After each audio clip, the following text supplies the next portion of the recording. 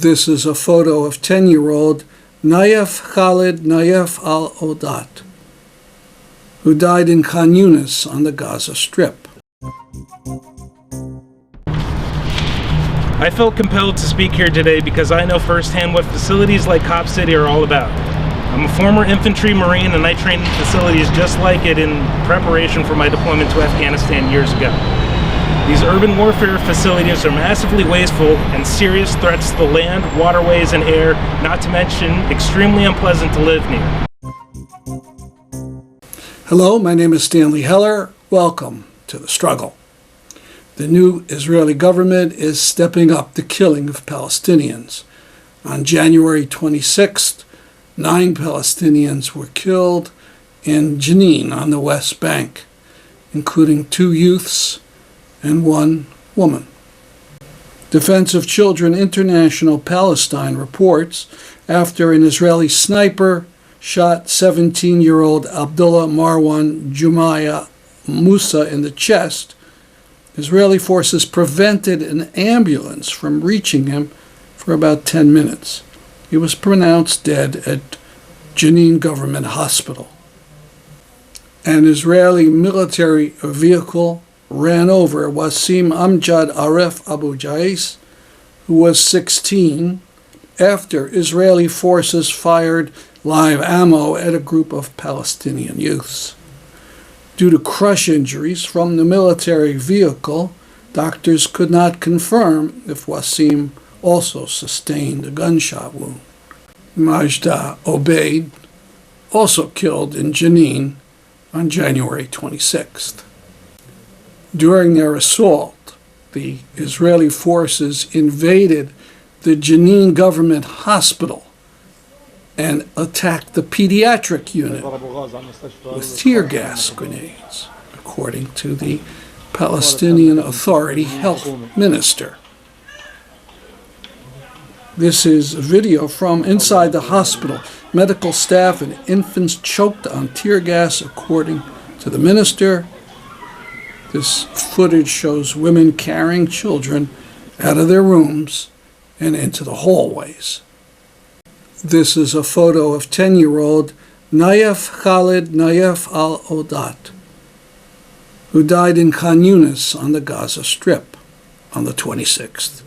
He was gravely injured in August during the Israeli attack, which they dramatically named Operation Breaking Dawn. That means he suffered for 5 months. He was the 50th Palestinian who died as a result of Operation Breaking Dawn.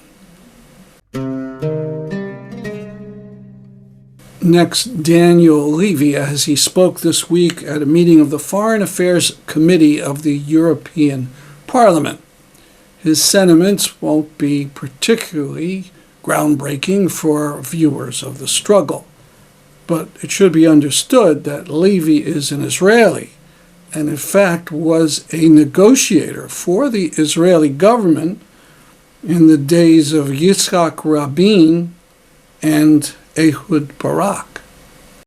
If Europe is serious about Article 2 of its own treaty regarding human rights, if it wants to be taken seriously by the rest of the world as a normative actor standing for international law, for a rules-based international order, if it wants to have traction in that respect with much of the rest of the world that looks at the position on Ukraine and then looks at the position elsewhere and sees the Palestine-Israel situation as Exhibit A in double standards, if it wants to have that traction and win over the middle ground in the global south, then it has to act with consistency on a most egregious violation of international law.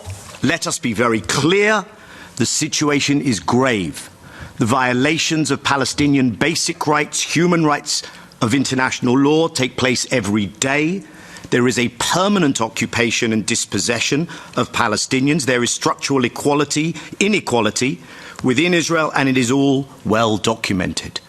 Human Rights Watch and Amnesty International have come to a point where they have made a designation that a regime of apartheid prevails vis-à-vis Israel's treatment of the Palestinians. It's bad, and it gets worse. And here's the key that we want to highlight. Impunity is the handmaiden to extremism.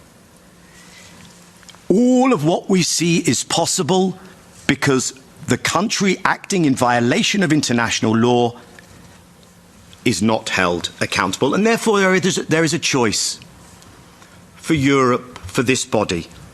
And the choice is whether to insulate its bilateral relations with Israel from Israel's illegal actions, or whether those are placed front and center of that bilateral relationship. Obviously, the path that has been chosen is the former.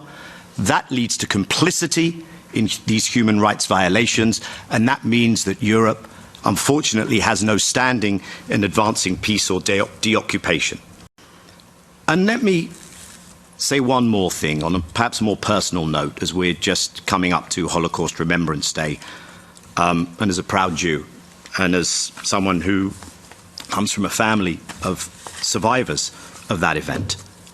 I can understand the state of Israel having a statecraft interest in talking about anti-Semitism in a way that can further insulate Israel from being held to account. I can understand how advocates of the cause of Israel would like to seize on that piece of framing. I do not understand how those who are genuinely concerned about a worrying rise and trend, an increase in anti-Semitism, think that it is a good idea to indulge in a conflation of what is legitimate criticism and to allow and encourage this misuse of the very serious accusation of anti-Semitism in order to silence not only Palestinian and Arab voices, sometimes to silence Jewish voices, to sow division between communities, to make the suggestion that following international law and using international law to make a designation of apartheid, to make the suggestion that that or sanctions for violating international law are somehow based on an animus towards Jewish people, I find insulting and inappropriate, irresponsible political behavior. Let me close with that thought. Next, a hastily put together demonstration in Bridgeport, Connecticut, on a cold evening to remember Tortuguita, who was killed by Atlanta police while he was in the forest with others trying to defend the forest against Cop City.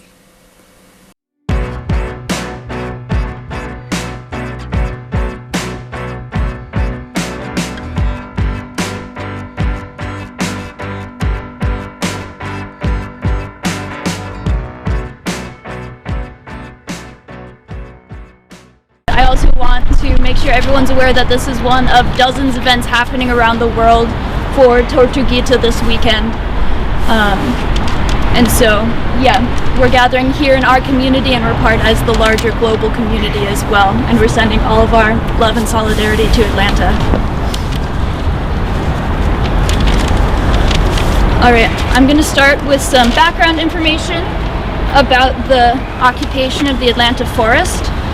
For roughly the last 18 months, environmentalists and police abolitionists have joined forces to occupy the urban Weelaunee Forest in the South Atlanta neighborhood, which is a primarily low-income black and brown community. The Weelaunee Forest has a long history. Originally home to the Muskegee people, since colonization it has served as a plantation land and as a prison farm, which is to say a plantation by another name. For the last few decades, however, the forest has been mainly undisturbed and unoccupied and has served as a valuable natural resource for Atlanta residents with ecologically significant old-growth trees. Now the city intends to hand this land over to the Atlanta Police Foundation for the construction of the so-called Cop City. Their permit would allow for the deforestation of up to 400 acres of Weelaunee and the construction of the largest police training facility in the country, twice the size of the NYPD and 3 times the size of LAPD. The Cop City plans are for a military-style training compound with shooting ranges, bomb testing sites, and a mock city block. Ultimately, this project is a $90 million playground for cops that doubles as a movie set for New Hollywood capital. Cop City was inspired by the 2020 George Floyd uprising and the murder of Rayshard Brooks by Atlanta PD. The people of Atlanta responded to his death by burning down the Wendy's where he died, and now police are responding with Cop City to prepare them more effectively to suppress future popular movements. We know that these future uprisings are inevitable. Not only have police become more violent since the death of George Floyd, with 2022 having the most deaths at the hands of police of any year on record, but as the climate crisis accelerates and resources become scarce, the highly militarized and ever-expanding police force will serve to steal resources from the working class and protect the wealth of capitalists, which of course has always been the true purpose of policing. So, Cop City will accelerate the climate crisis through deforestation and pollution, leave South Atlanta more vulnerable to the effects of climate change, and threaten their ability to stand together and fight their oppression now and in the decades to come. And it sets a dangerous precedent for the rest of the country to continue scaling up local police forces.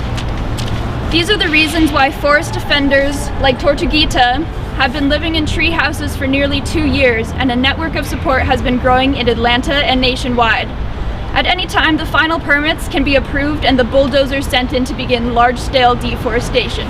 Although I will say at this point, there is no official ban. The park is still a public park. People are allowed to be there. So far, several attempts have led to confrontations with forest defenders, and cops on Wednesday morning entered the forest and shot Tortuguita after finding them in a tent. Cops are claiming that Tortuguita fired first, but the forest defenders have a policy of not keeping weapons in the forest, and Tortuguita was known for talking about nonviolence as their preferred political strategy. In addition, on Wednesday, 19 people were arrested, several of whom were charged with domestic terrorism, as were several protesters back in December. Those charges are clearly unreasonable, and already we've seen from previous arrests that they are not likely to hold up well in court. Several times last year, defenders called for a week of action to demonstrate support for their fight, and were met with rallies, film screenings, and more events across the country, including a few we put together here in CT. Now we're gathering under more tragic circumstances. This fight is meaningful to me as a lifelong environmentalist who is learning more and more how the fight against climate change is inseparable from the fight against racial capitalism enforced by violent policing. I am deeply inspired by eco-socialism and the forest defenders who recognize this crucial fact and are making a stand to prove that we don't have to accept our subjugation, but we can take matters into our own hands to decide the fate of the Weelaunee forest and build a future that works for all of us. Although we lost Tortuguita in the fight this week, we're here to honor their memory and continue the fight, because the fact of the matter is it is not over yet. We still are able to defend the forest. We can save the forest and we can stop Cop City. That's why we're here tonight. As some prominent abolitionists have said before, in order to solve the issue of police brutality, in order to address the climate crisis, we need 1 million experiments happening in all of our communities everywhere, and we need to be supporting each other and learning from each other. But ultimately, there is no answer that will work everywhere for everyone, and it is up to us to build our own solutions. Woo! Yeah. So I'm going to quickly end with a paragraph from No More Policing by Mariame Kaba and Andrea J. Ritchie. Came out last year, so it's very current, very interesting, reflections on the 2020 uprising. This paragraph is about how we don't have to wait until we end policing to start building transformative justice now. Regardless of what forms of harm we are contemplating, it is critical to start from a place of possibility. What if we started by thinking about all the situations and circumstances in which transformative justice could prevent, interrupt, and transform harm, rather than those in which we imagine it can't? We work with those who do want to take accountability and learn how to do that well. We can create a culture where more people will choose to take accountability.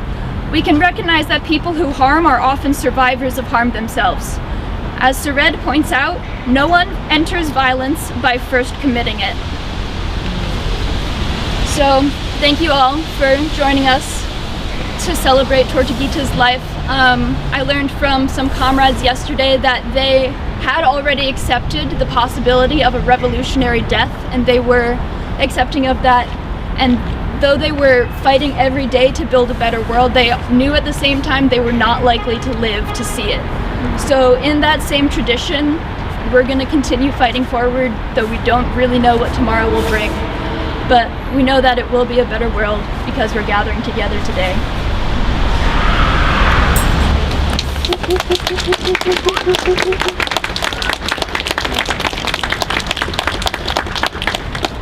Thanks, Fiona. Good evening, everyone. My name is Eric, and I want to thank you for gathering today to mourn the loss of a true comrade, Manuel Teran, or Tortuguita, as he was known in the woods, and to show support for the forest defenders carrying out the cause Manuel Teran died for. Manuel was a defender of Atlanta's South River Forest and our planet. They were a generous spirit who built homes for those who had been made homeless by hurricanes in their home state of Florida. They fed hungry people in Tallahassee with food, not bombs, and they regularly fed the hungry at the trailhead for South River Forest alongside the rest of the forest defender comrades. What Manuel Teran was trying to stop was the destruction of the forest so the Atlanta Police Academy could expand to build Cop City, an urban warfare training center. Manuel Teran was a peaceful forest defender killed by police in cold blood. The cops say Manuel Teran shot at them first, but we know the cops lied to make themselves look good and cover their asses. In the past, Atlanta PD have been quick to release body cam video that could cast these forest defenders in a bad light, but so far the police have released no such body cam video or any evidence to back up their claims. There has also never been evidence of any forest defender carrying a firearm. The cop's story has already changed since the murder of Manuel Teran. This should not be a surprise, as we have seen similar cover-ups happen when police kill people here in Bridgeport, like when the cops killed 15-year-old Jason DeGrone in 2017. We've seen this elsewhere in the state in 2020 when state troopers killed 19-year-old Mubarak Solman in West Haven, or when in June last year New Haven PD lied after they paralyzed Randy Cox from the chest down because they gave him a rough ride in a police van and dragged and threw him around their police department. Hell, I've witnessed the police violence and lies firsthand with my own arrest when the police were supposed to be doing a wellness check on me. We need to always remember that the police lie quickly and easily when it comes to protecting themselves from legal and public opinion backlash when they are violent. What Atlanta PD says about their murder of Manuel Teran is no different. I'm sure we could spend a couple minutes to come up with dozens of examples of police lying to cover their asses across the nation, from Rodney King to George Floyd, or things like the Uvalde school shooting. But I think I've made my point. Manuel Teran was a non-violent forest defender, and he did not deserve to be murdered by those pigs.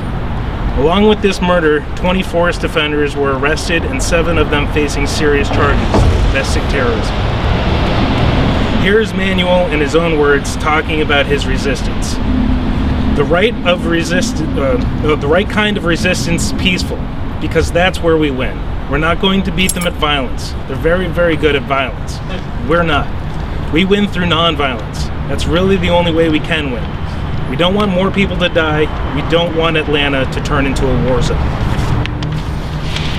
I felt compelled to speak here today because I know firsthand what facilities like Cop City are all about.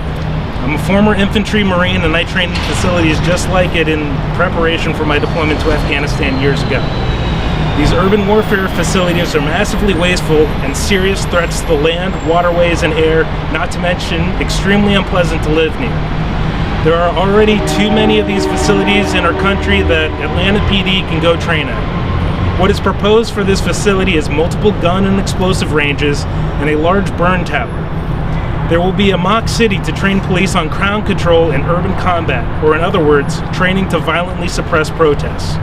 This facility is planned to be used by other police departments outside Atlanta and Georgia. Police and maybe even military from America's imperial allies may also make use of Cobb City. It's been suggested by the project's proponents that police forces from apartheid Israel will be welcome to train there. There is even a nearby Hollywood studio that hopes to use Cobb City as a filming location. Cobb City, if it is built, will poison the environment with lead and heavy metals from the gun and explosive ranges, tear gas from riot control training, gasoline, oil, and lubricants from armored vehicles, noxious fumes from the burn tower, and ungodly noise disturbing wildlife and local communities. My name is Buzz. I run a herbal medicine mutual aid group here in Bridgeport. I live over in the upper part of the East End. And then I'm also an organizer with Justice for Jason Negron. So I just wanted to give you a couple details about some of this work for prison abolition that does happen here in Bridgeport, and also some of the current things that are going on with the city and the police budget. So Eric touched on Jason's murder. Officer James Boulay, who's still on our police force today, who has multiple lawsuits opened against him for police violence and brutality towards multiple members in our community, including brutalizing an elderly woman in Success Village and punching a handcuffed man in the face and hitting a pregnant woman with his car. These are the kind of people that are on our police force who we are constantly calling for them to fire, and they protect each other. I kind of jumped the story there though. Jason Negron was a 15-year-old Puerto Rican boy here in Bridgeport who was murdered by James Boulay on Fairfield Avenue, not far from here, on May 9th in 2017. And in 2020, after already a long fight for justice, there was a 7-day prison abolition protest encampment outside of the Bridgeport Police Department. It was during the George Floyd uprises. And City Council gave us a list of resolutions. We had, I think it was 11 demands. They gave us 6 resolutions in order for us to disband. So we agreed and we disbanded, and they kept tabling our demands and tabling our demands. Then we found out that they were trying to do a secret round table. We had more protesting. Long story short, nothing got done. Here we are 2.5 years later. When the budget was up for reappropriation in 2021, they were, according to the resolution, supposed to defund the police department, demilitarize. I've literally seen a tank roll down my street and arrest my black neighbor up against my fence during 2020. So they're supposed to be demilitarizing, defunding, and investing into things like our school system and public safety, community safety. When the budget was up for reappropriation in 2021, they actually raised it by $5 million. So no, they did not take any money at all from the Bridgeport Police Department. Before the budget appropriation, we already had the highest police budget in the entire state of Connecticut, when we are not the city with the largest violent crime, the highest violent crime rate, whatever that even means.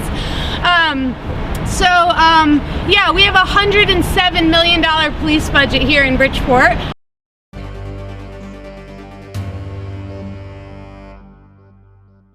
I'll be speaking to Seth Freeman, who's president of Local 1973 of the SEIU Union, which represents faculty at the community colleges in Connecticut. These tuition hikes will specifically hurt our immigrant and undocumented student population who don't have access to financial aid. And, you know, this is just to further, the Board of Regents will sometimes talk about how these tuition hikes will not hurt students because so many students are able to access financial aid, but there are a student population that don't have access to financial aid who are, for different reasons, who are then disproportionately affected. Yeah, so we're now Connecticut State Community College, which really launches officially in the fall. So all of our campuses, Capitol, Gateway, Three Rivers, Naugatuck Valley, Tungus, et cetera, are now under Connecticut State.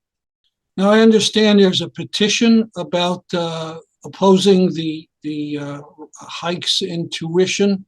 Is that correct?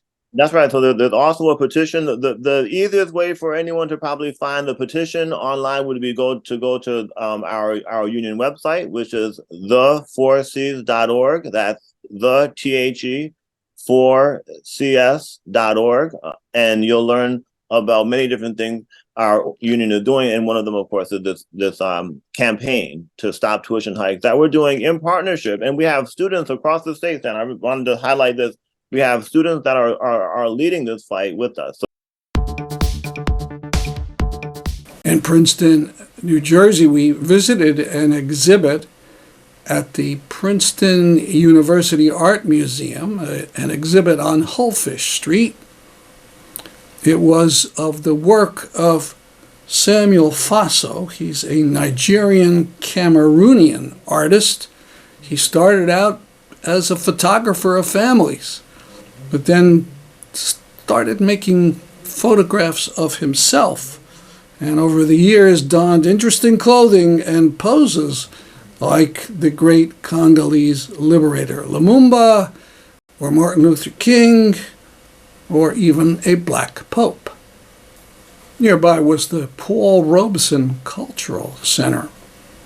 Over 100 years ago, Robeson, an African American, was an outstanding student at Rutgers University and an All-American football player. He was an amazing singer, unbelievable, rich, deep voice, and an actor and a world-famous activist.